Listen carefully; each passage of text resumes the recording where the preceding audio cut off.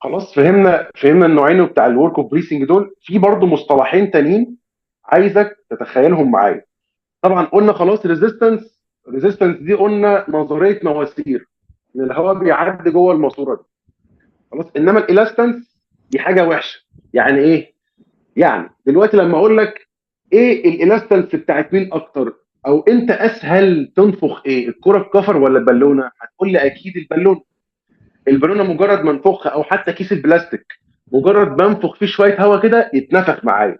يبقى كده الالاستيستي بتاعته مش كبيره، لان انا ما احتجتش مجهود عشان انفخ. انما مين اللي محتاج مجهود عشان انفخه؟ الكره الكفر. يبقى الالاستيسيتي بتاعتها او محتاجه الاستنس وورك عالي بالنسبه لي عشان اقدر انفخها. خلاص، يبقى ده الفرق بين كلمه الاستنس وورك وريزيستنس وورك. طيب، يبقى ما ينفعش اشرح لك ميكانيكال فنتليشن غير لما تبقى فاهم المعادله اللي قام عليها الميكانيكال فنتليشن. ايكويشن اوف موشن سبونتينوس بريس، ان انا الورك اوف بريسنج بتاعي اللي انا بعمله متقسم لحاجتين: ورك تو اوفركم الريزيستنس، انا عايز مجهود عشان اخلي الهواء يوفركم، او ان هو يتجنب الريزيستنس بتاعت الاير واي، زائد الاوفركم عشان يوفركم الريزيستنس بتاعت الالفيولاي. واتفقنا ان الاصعب الالاستنس. خلاص كده. يبقى انا لما اقول لك دلوقتي الحالات اللي تتحط على ميكانيكال فنتيليشن هتتقسم لثلاث حاجات مفيش غيرهم. مش هرص لك حالات، انت تبقى فاهم الاوت لاين اللي فوق، وتحت اوت لاين انت ممكن ترص كل حاجه. اللي اتفقنا اللي هي على اليمين دي اللي هي ريست اوف فاتيج دي ماسل، عيان صدره العضلات بتاعته تعبت او حصل لها مشكله، فبالتالي مش هيقدر ياخد نفس، فبالتالي تحط على الميكانيكال فنتيشن. دي سهله ما فيهاش اي حاجه. انما الديكريز اوف ورك اوف بريسنج لو عيان حصل له مشكله في الريزيستنس وورك. زي ايه تتوقع؟ حالات زي ايه مثلا؟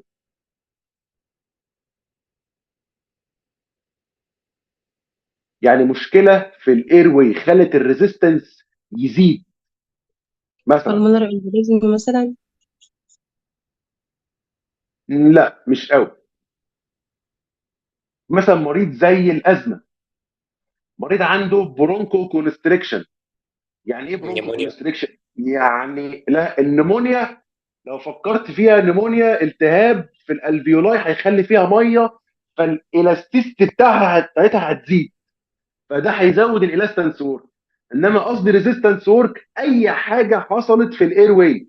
مريض سي او بي دي، مريض عنده ازمه، مريض عنده برونكو كونستريكشن، مريض جاله شويه سكريشنز في الاير واي، فبالتالي الهواء اللي داخل لقى فيه سده، فالريزيستنس وورك بتاعه زاد. يبقى انت فاهم ان كل اللي هيزود الريزيستنس وورك مشكله حصلت في الاير واي، ايا كانت المشكله هي ايه. خلاص. طب ايه اللي هيزود الالاستنس ورك؟ زي ما انت قلت ان واحد عنده نمونيا، واحد عنده اي ار دي اس، اي مشكله ريسبيراتورز، اي مشكله في الالفيولاي هتخلي الالفيولاي دي ستيف، ناشفه، او فيها شويه ميه، فالالاستيس بتاعتها تبقى كبيره شويه او هتزيد. يبقى ده عنده مشكله في الالاستنس ورك. يبقى ثلاثه طيب من الناس اللي بتتحط على الميكانيكال فنتيليشن: واحد حصل له مشكله في المسلز، واحد حصل له مشكله في الريزيستنس وورك زادت نتيجه اي حاجه حصلت في الاير واي، واحد حصل له مشكله في الالاستنس وورك، فبالتالي مش قادر احرك الالفولاي او انفخها بسهوله، فبالتالي لازم تحط على الميكانيكال فنتيليشن. احنا ما عندناش بقى المجهود ده غير قليل. ما عنديش مشكله في الاير واي بتاعي، فبالتالي الريزيستنس وورك قليل قوي. ما عنديش مشكله في الالاستنس وورك لان الالفولاي بتتنفخ بسهوله، فالهواء بيتم بورك اوف بريسنج، بس انا مش حاسس بيه. تمام. فدي الحالات اللي انا ممكن احطها على الميكانيكال فنتيليشن. حلو. هنبدا نخش في حاجات اساسيات ميكانيكال فنتيليشن. ركزوا معايا هنا قوي بقى. دلوقتي انا عندي فاريبلز او متغيرات بتحصل في الميكانيكال فنت. بتسمع كده كلمه فوليوم وكلمه بريشر وفلو وتايم والكلام ده. ايه الكلام ده؟ الجهاز بتاع الفنت يا جماعه شغال بالاربع حاجات دول: بالبريشر وفوليوم وفلو وتايم. يعني ايه الكلام ده؟ يعني هو انا زي ما قلت لك في الاول، فكرته ان هو بيزق هواء جوه العيان، بيعمل بوزيتيف بريشر، بيولد كده في مولدات في الفن بتولد ضغط هواء وتزقه في السيركت، في الانبوبه اللي موصله للعيان دي. طيب ده اسمه البريشر. فالبريشر ده لو زاد، الزقه دي لو زادت، حجم الهواء بيتكون في الالفيولاي. كل ما الزقه زادت كده او الزقه هتحصل، هيتجمع لي هواء في الالفيولاي اللي هو الفوليوم، حجم هواء هيتجمع. والبريشر ده داخل بيعمل فلو، سرعه معينه. فالسرعه دي وهي داخله بتدخل في وقت معين او هو التايم. فكده ايه الفاريبلز اللي داخله؟ بريشر، زقه بتعمل حجم هواء معين. سهر انت عايزها الكاميرا ولا اقفلها لك؟ ماشي. قلنا زقه معينه بتعمل حجم هواء معين. الزقه وهي داخله فلو، داخله بسرعه معينه في تايم معين. هل الاربعه دول ليهم علاقه ببعض ولا ما لهمش علاقه ببعض؟ وطرديه ولا عكسيه ولا ايه بالظبط؟ أكيد اكيد ليهم علاقة ليهم. بالطردية. يعني ايه؟ يعني انت لو زودت البريشر، ايه رايك في الحجم الهواء اللي هيتجمع في الالفولاي؟ هيزيد. وكل ما الزقه زادت، كل ما السرعه اللي داخل بيها الفلو هيزيد. بس التايم ماله؟ هيقل. ايه يعني انا زودت السرعه قوي فهي دخلت في ثانيه، عكس لو قللت السرعه او قللت الدخول فدخل الهواء دخل في ثانيتين. فكل ما زودت البريشر، كل ما الحجم اللي اتجمع زاد، كل ما الفلو ده زاد، كل ما التايم قل. جميل جميل. الفنت هنا في الاربع متغيرات دول، لو انا راجل بظبط الفنت ده عشان اعالج عيان، بيخليني اتحكم في واحد من الاثنين دول، يا في البريشر يا في الفوليوم. يعني ايه؟ يعني بيخليني اتحكم. اقول له مثلا زق الهواء العيان ده ببريشر 40 سنتيمتر وتر، يعني الزقه بمقدار 40. ايا كان ال 40 دول هيعملوا حجم هواء قد ايه. يبقى انا كده تحكمت في البريشر، ظبطت الجهاز قلت له زق 40. او ممكن اتحكم في الفوليوم، اقول العيان ده انا عايز يدخل جوه رئه العيان، اقول للجهاز انا عايز ادخل جوه رئه العيان 500 ملي هواء، ايا كان هتزق بقد ايه. يبقى ممكن اتحكم في البريشر بس، او ممكن اتحكم في الفوليوم او في الحجم اللي هيتكون بس.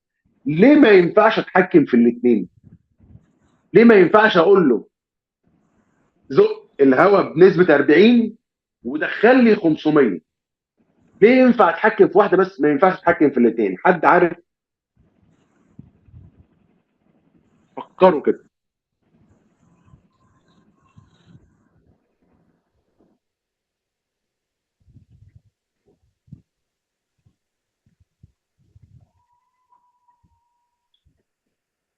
محدش عايز يهبد؟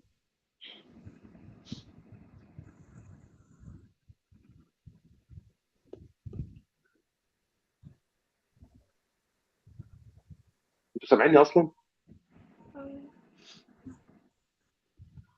طيب ليه ما ينفعش اتحكم في الاثنين؟ لان دلوقتي تعالى نتخيل ان في اثنين عيانين كده.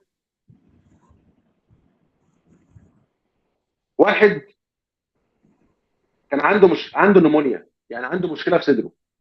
والتاني صدره كويس بس دماغه هو انكونشيوس، واحنا حاطينه على ميكانيكال فيشر عشان كده. فبالتالي الرئه بتاعه النمونيا دي ده راجل ده بايظه خالص. انما الرئه بتاعه الراجل اللي عنده مشكله، عنده هيد تروما مثلا، الرئه بتاعته سليمه، يعني الالاستيستي بتاعتها سليمه. انما بتاع النمونيا بايظه. طب تتخيل كده احنا عايزين نفنت العيانين دول. هنقول مثلا ان احنا هنثبت البريشر هنا يزق بنسبه 40 في بتاع النمونيا بتاع الرئه البايظه، والرئه السليمه دي هنزق برضه بنسبه 40. ايه رايك في الفوليوم اللي هيتجمع؟ هيبقى ثابت. يعني الزقه بتاعت 40 دي في الرئه السليمه جمعت لي 500 مللي هواء، لان ما كانش فيه ريزيستنس ولا انستنس ورك. فالزقه النفخه دي عملت 500 مرتاح. انما نفس الزقه دي في الرئه البايظه، هل هيوصل لي ان انت تعمل 500 برضو؟ لا، اخرها تعمل لي حوالي 250 مللي هواء. فانا دلوقتي لو ثبت البريشر الفوليوم اتغير ليه؟ لان الرئه دي مش زي الرئه دي. طب تعالى نعكس. قلت انا هثبت هنا لازم يوصل لي هنا 500 مللي هواء، ولازم يوصل لي هنا 500 مللي هواء. ايه رايك في الزقه اللي هتزق؟ هل هتبقى ثابته؟ بتاع الرئه السليمه ال 40 بريشر دول يكفوا ال 500، انما بتاع الرئه البايظه ده عشان اجيب ال 500 دول مش هزق ب 40 بس، ده انا هزق ب 50 او ب 60. فبالتالي دلوقتي لو انا ثبت البريشر الفوليوم يتغير، لو انا ثبت الفوليوم البريشر يتغير. ليه؟ لان الريزيستنس والالاستنس بتاعتي وبتاعتك مختلفه. فعشان كده انا ما ينفعش اتحكم في الاثنين. عشان كده تسمع كلمه يا ايه؟ يا بريشر كنترول، يعني انا تحكمت في البريشر اللي داخل، يا اما فوليوم كنترول، انا تحكمت في الحجم اللي هيتكون. انما الاثنين مش هينفع. حد مش فاهم دي؟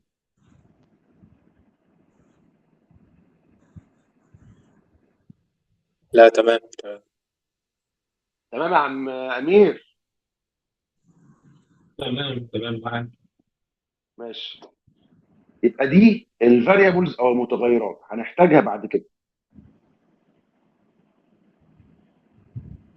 ماشي. ندخل في حاجه بقى انا شايفها اساس الميكانيكال فنتليشن كله.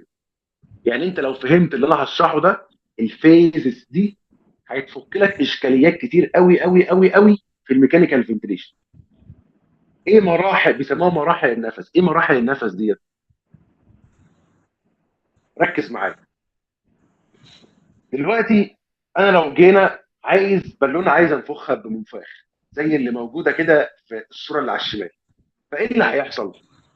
انا هجيب منفاخ واوصله ببالونه، خلاص، وبعد كده اعمل ايه؟ وبعد كده افتح المنفاخ فالهواء يدخل جوه البالونه ينفخ. طب لو انا عايز افضيها اعمل ايه؟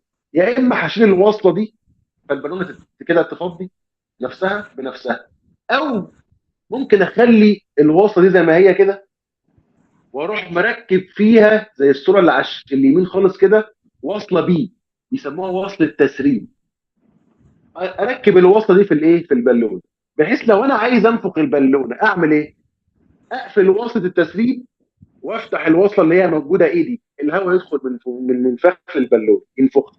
طب عايز افضي البالونه اقفل الوصله اللي ده جايه من الفنت او اللي جايه من المنفخ وافتح وصله التسريب دي فالهواء يخرج من البالونه على وصله التسريب وهكذا. شايفين اللي حصل ده؟ ده بالظبط اللي بيحصل في الميكانيكال فنتريشن بالحرف.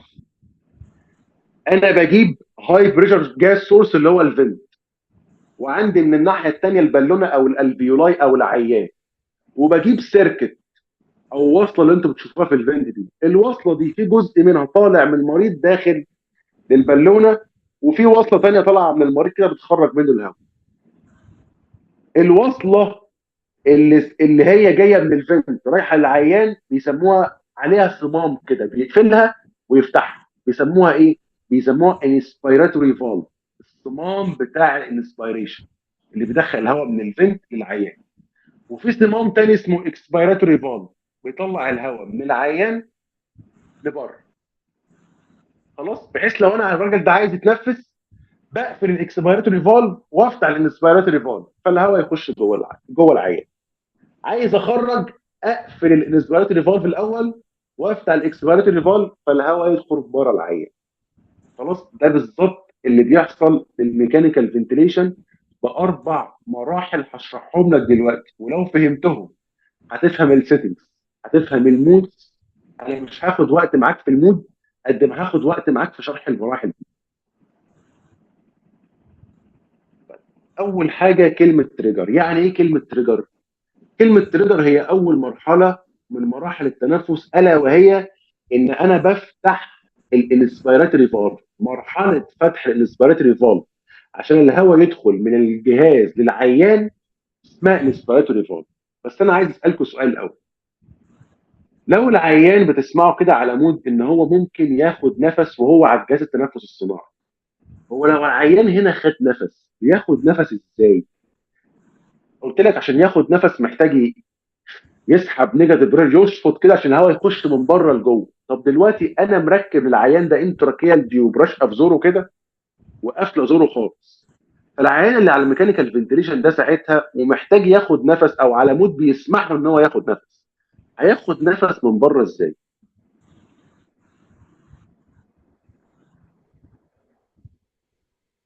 حد عنده اجابه؟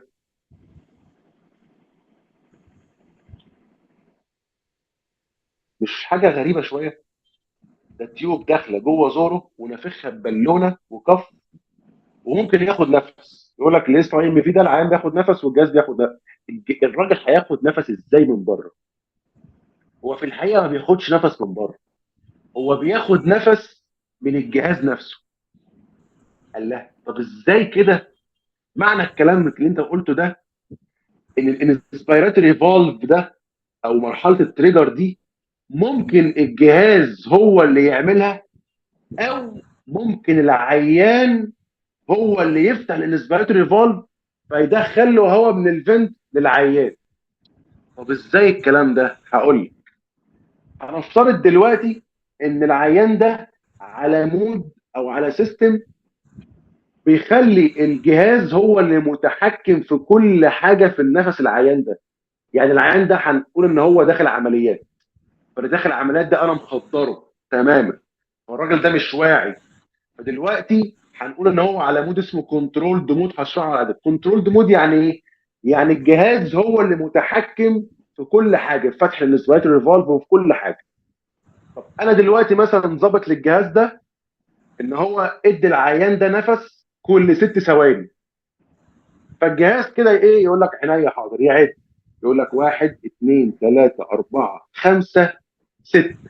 اول لما ال6 ثواني يعدوا، التايم ده يعدي، يروح الانسبيراتوري فالف فاتح مدخل الهواء من الفنت للعيان. فساعتها اسمي مرحله التريجر دي او فتح الانسبيراتوري فالف دي اسميها تايم تريجر. تايم تريجر يعني ايه؟ يعني الجهاز لما عدى 6 ثواني ما لقاش الراجل عمل مجهود، وانا ظبطه على 6 ثواني، راح فاتح الانسبيراتوري فالف مدخل هواء جوه العيان. يبقى هنا مين اللي عمل تريجر؟ الماشين ولا العيان؟ لا، الماشين. خلاص. طيب تتخيل معايا كده لو الراجل ده على مود بيسمح ان المريض ممكن ياخد نفس، حاجه اسمها اسيست كنترول، هنشرحها برضو بعد كده. اسيست كنترول يعني ايه؟ يعني انا ظابط العيان ده بقول له 6 ثواني، لو العيان ما حاولش يعمل نفس في خلال ال6 ثواني انت اديله نفس. يعني هو يعد 1 2 3 4 5 6، العيان ما عملش حاجه، هروح فاتح الاسباتري فالف مدخل هواء العيان. ده اسمه تايم تريد.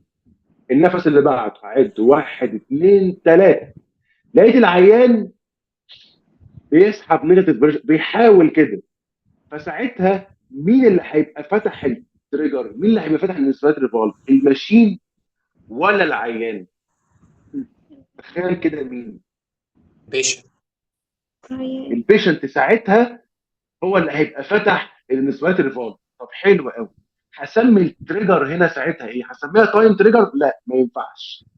طب هسميها ايه؟ هسميها حاجه من الاثنين، يا اما بريشر تريجر يا اما فلو تريجر. ايه الكلام ده بقى؟ يعني ايه بريشر تريجر ويعني ايه فلو تريجر؟ دلوقتي عايز اسالك سؤال. العيان لما حاول ياخد نفس ساعتها كده، هو عمل ايه؟ هو حاول يوسع حجم الشست بتاعه، فحاول يشفط هواء من الجهاز، مش من بره بقى، من الجهاز. طب لما حاول يشفط هواء كده، هو سحب ايه؟ عمل بريشر، صح؟ فلما يعمل بريشر، انا في حاطط سنسور عند الفالف ده، الريسبيراتوري فالف ده في سنسور بيحس المريض، بيحس منه ايه؟ بيحس منه شفطة بريشر. وفي سنسور تاني ممكن احسه يحس الفلو. تقول لي هو المريض بيعمل الاثنين؟ بيعمل الاثنين. هو لما يسحب نيجاتيف بريشر سحب شفط بريشر، وفي نفس الوقت البريشر هو بيتسحب عمل فلو. فكده المريض عمل الاثنين، لما جه خد نفس سحب بريشر، والبريشر ده بيتسحب عمل فلو. فتقول للمريض عمل الاثنين، اقول لك بس السنسور اللي انا حاطه عند الفالف حس ايه من المريض؟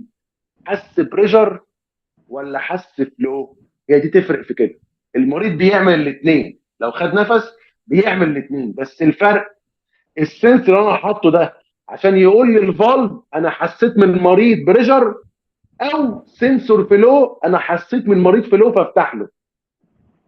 تمام، يبقى المريض بيعمل الاثنين، الفرق بس في السنسور اللي هحطه هو سنسور بريشر يحس ان المريض شفطه، ولا احط سنسور فلو يحس ان المريض هواء. السؤال دلوقتي ايه الاحسن بالنسبه لي لو انا مهندس بعمل الجهاز ده؟ احط سنسور يحس ان المريض نيجاتيف بريشر، ولا احط سنسور يحس ان المريض فلو؟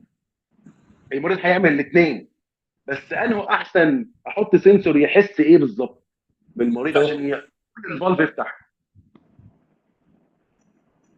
فلو. احسن وليه؟ الفلو ليه؟ تخيل. البيشنت محتاج هواء، مش محتاج نيجاتيف بريشر. لا، انت فهمت السؤال غلط. بص، المريض لما يجي ياخد نفس كده هو عمل نيجاتيف بريشر، شفط شويه هواء، فالجهاز فالسنسور حس ان في حاجه بتشفطني، يبقى كده المريض بيحاول ياخد نفس، يا عم الفالف افتح له. او انا حطيت سنسور فلو، فلما المريض سحب نيجاتيف بريشر والسحبه دي بتحصل عملت برضه فلو. ما انت جرب كده اشفط نفس، عملت شفط، وفي نفس الوقت الشفطه دي عملت شويه فلو، شويه سرعه هواء كده. فانت هتعمل الاثنين عادي، هتعمل تشفط والشفطه هتعمل فلو. الفكره في السنسور اللي بيحس منك ده، انه اسهل يحس منك لما تشفطه ولا يحس منك لما تعمل سرعه هواء؟ يحس البريشر اصلا. يحس البريشر اسهل ولا اصعب؟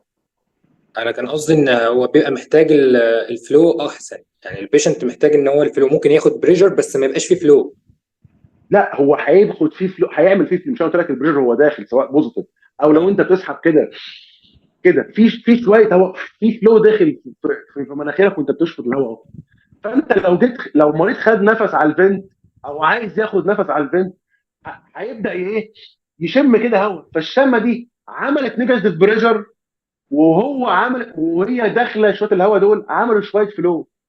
فالسؤال انا عايز اقول للجهاز ان انا كمريض باخد نفس اهو يا جماعه حسوني. فهي الفكره، انا هحط لك بقى حاجه تحسك وانت بتعمل نيجاتيف بريشر ولا يحس منك فلو. انت هتعمل الاثنين، بس انه اسهل وانه احسن؟ اخلي الجهاز يحس منك نيجاتيف بريشر وانت بتعمله، او يحس منك فلو وانت برضه بتعمله؟ الاثنين. ده كان السؤال. هو الاثنين يا ريت، بس السنسور حاجه واحده بس هتتحط.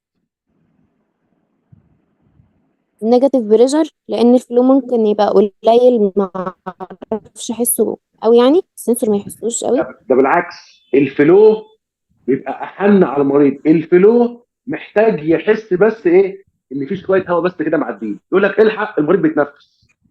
انما النيجاتيف بريشر بيحتاج يحس ان هو بيتشفط، لان انا سنسور بريشر هحس لما اتشفط من المريض. فانه اسهل؟ ده هيحس المريض بصعوبه شويه، انه لازم يحس ان هو بيتشفط كده عشان يقول للفالف افتح، المريض بيحاول يتنفس. انما للسنسور الفلو مجرد ما شويه هواء بس كده المريض يسحبهم، او المريض يعملهم، او شويه الهواء يتحركوا وهو داخل العيان هيفتح. بس الفلو احن على المريض، لانه مش محتاج حاجه، شويه هواء بس كده يعدوا يحس المريض، بس هو ممكن يضحك عليه. ليه؟ عايز تتخيل معايا كده لو احنا بنحرك عيان من سرير للتاني، فالسيركت اتهزت، وهي بتتهز كده حركت شويه هواء فيها فعملت فلو، عملت حركه هواء. فممكن السنسور ده يضحك عليه من الحركه دي، يحس والله ايه ده في شويه حركه، في فلو هواء عندي في السيركت، يبقى المريض محتاج يتنفس، والمريض اصلا ما عملش حاجه. ده احنا بنحرك السرير فالسلك تتهز، فيندهك عليه يقول للجهاز افتح، المريض عاوز ياخد نفس والمريض اصلا ما عملش حاجه. فممكن السنسور الفلو يضحك عليه ان المريض بيحاول ياخد نفس، بس هو اسهل. بس مين مور اكيوريت؟ مين اللي عمره ما هيفتح الجهاز ده غير لما يحس ان هو فعلا المريض بيحاول يشفطه يعمل بريشر؟ البريشر سنسور.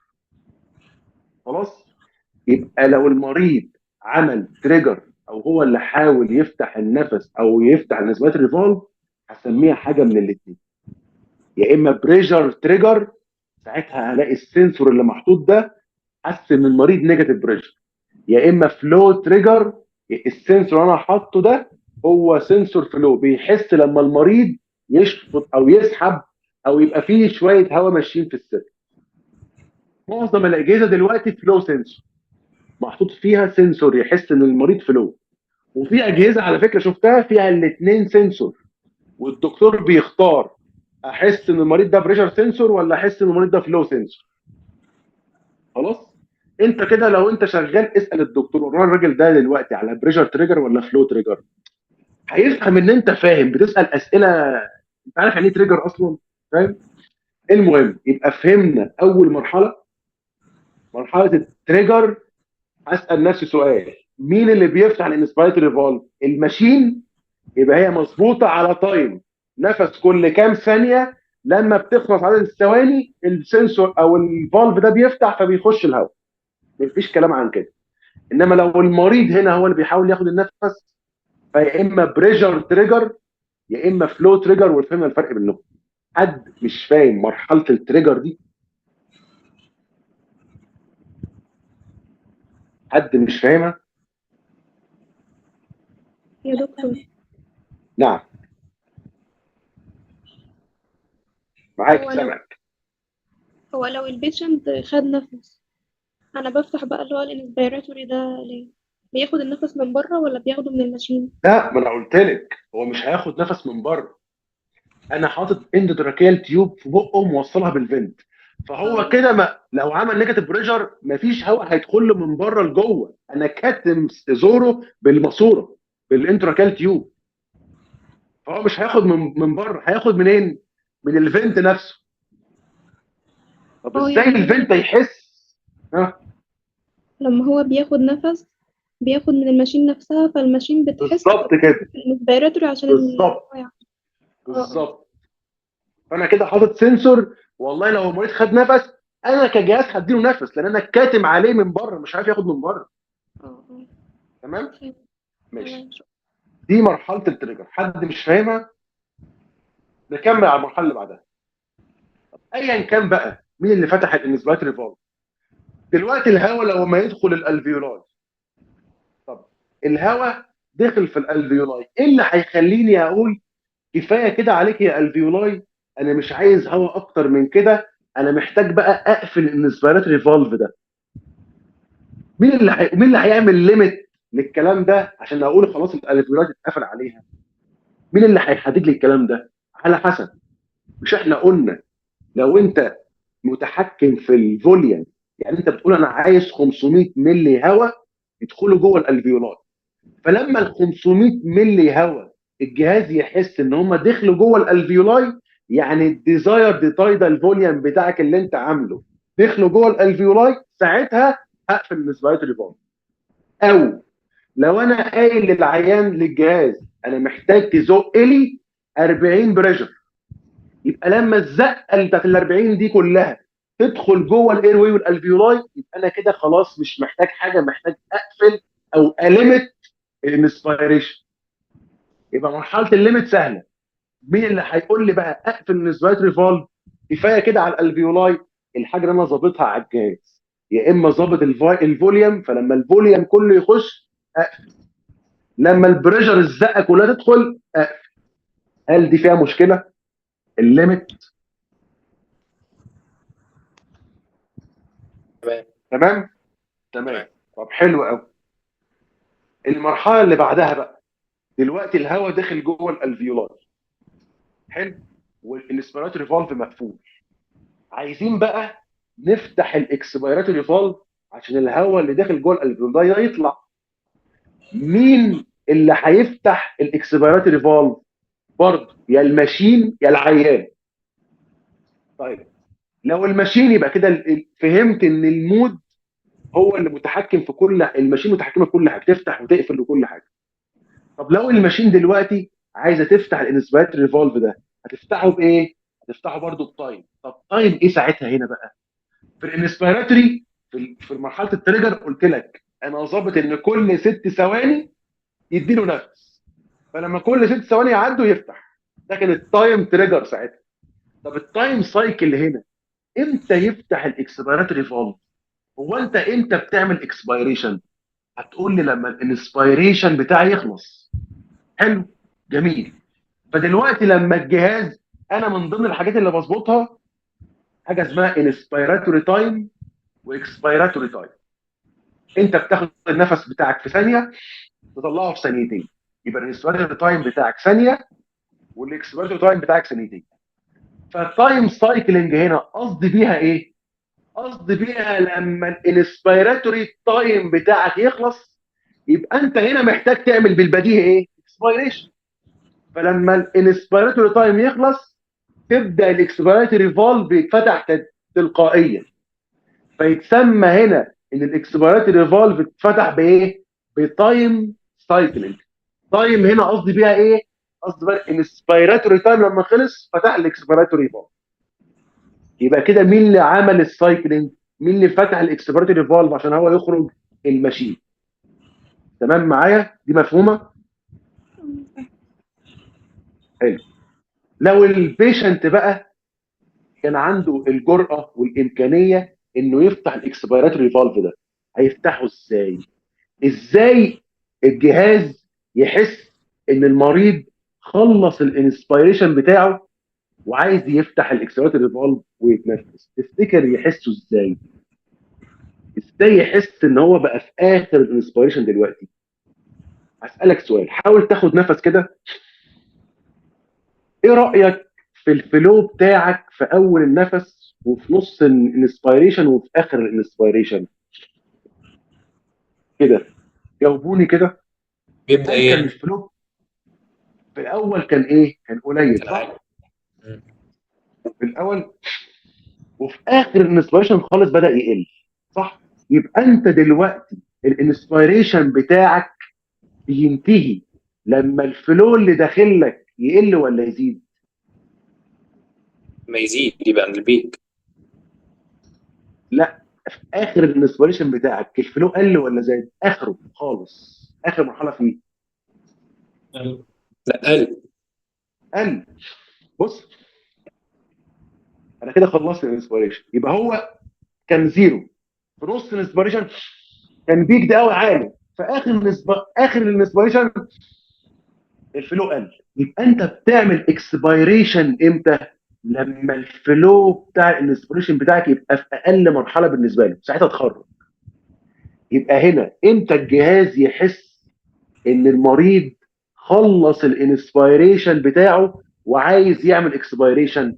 لما يحس ان الفلو اللي كان العيان بيدخله بقى قليل، يبقى سموها فلو سايكلينج.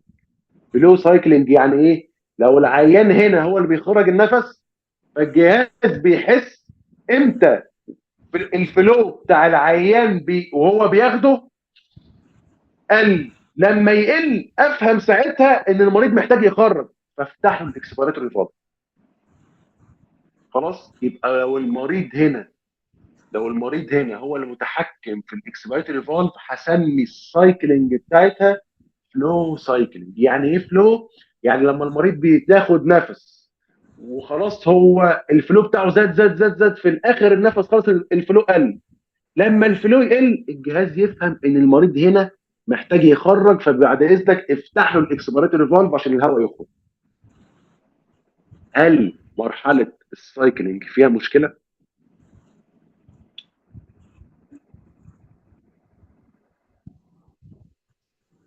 الكلام تقيل شويه. الكلام ده لو فهمته انا مش هحتاج معاك وقت في اي حاجه بعد كده في الفيديو. انت هتفهم المودس لوحدك. من غير ما اشرحها لك اصلا. خلاص، ادي كده مرحله السايكلينج. يا اما التايم، الجهاز اللي بيعملها الانسبيراتوري تايم خلص، افتح الاكسبيراتوري. المريض بياخد نفس، الفلو بتاعه اثناء الانسبيريشن قل اخر خالص، يبقى هو دلوقتي محتاج يخرج النفس. تمام، دي مرحله السايكلينج. اخر حاجه خالص مرحله الاكسبيريشن، دي سهله. اكسبيريشن يعني ايه؟ يعني الاكسبيراتوري فالف مفتوح والهواء عمال يخرج. الهواء عمال يخرج دي ازاي؟ مش محتاج اي مجهود على فكره. انت كده جرب انفخ بالونه وسيبها، هتعمل ايه؟ هتفضي نفسها بنفسها. هتعمل حاجه اسمها الاستيك ريكويل. يعني العيان ده واعي او مش واعي، لو انا دخلت شويه هواء جوه الالفيولاي وسبته كده وشلت ايدي، الالفيولاي بتاعتها هتعمل الاستيك ريكويل وتخرج الهواء بنفسها. فايا كان المريض محطوط على كنترولد مود، على مود هو اللي بياخد النفس، اي مود في الدنيا، مرحله الاكسبيريشن العيان هو اللي بيعملها. الهواء دخلته، سواء دخلته باي فكره، الالفيولاي هتروح مفضيه نفسها كده بالالاستيك ريكويل. يبقى اخر مرحله دي كل الدنيا المريض هو اللي بيعملها. يبقى تاني نراجع عليهم. اول مرحله اللي بيفتح الانسبيراتوري فالف اسمها تريجر، يا اما الماشين اللي بتعملها اسمها تايم تريجر، بتعدي كل كام ثانيه نفس بيخش. انما لو المريض هو اللي بيحاول ياخد نفس، فهنا السنسور الموجود هيحس منه يا اما بريشر يا اما فلو. المريض بيعمل الاثنين لما بيسحب بريشر، بس الفكره في السنسور هيحس منه ايه، يا بريشر يا فلو. تاني مرحله الليمت. مين اللي هيقفل بقى ده؟ يا اما الفوليوم بتاعك اللي انت عايزه داخل او البريشر بتاعك اللي انت عايزه داخل. فاقفل الاسبيراتوري فالف ساعتها. السايكلينج، مين اللي هيبدا يخرج او يفتح الاكسبيراتوري فالف؟ يا الماشين لما الاسبيراتوري تايم يخلص، التايم بتاعنا نظبطه يخلص، يخرج النفس. لو البيشنت هو المتحكم، فازاي الجهاز يحس والله الراجل ده بياخد نفس انا بص عليه؟ لما الفلو بتاعه يقل، يبقى دلوقتي هو محتاج يخرج، افتح له الاكسبيراتوري فالف، بسموها فلو سايكل. اخر مرحله اكسبيريشن، ودي الالاستيك ريكويل، او لما الهواء يخش الالفلاي تروح ايه منكمش على نفسها كده فالهواء يخرج. ده الفيزز بتاعه الميكانيكال بريس، ودي اهم حاجه في الميكانيكال فنتيشن.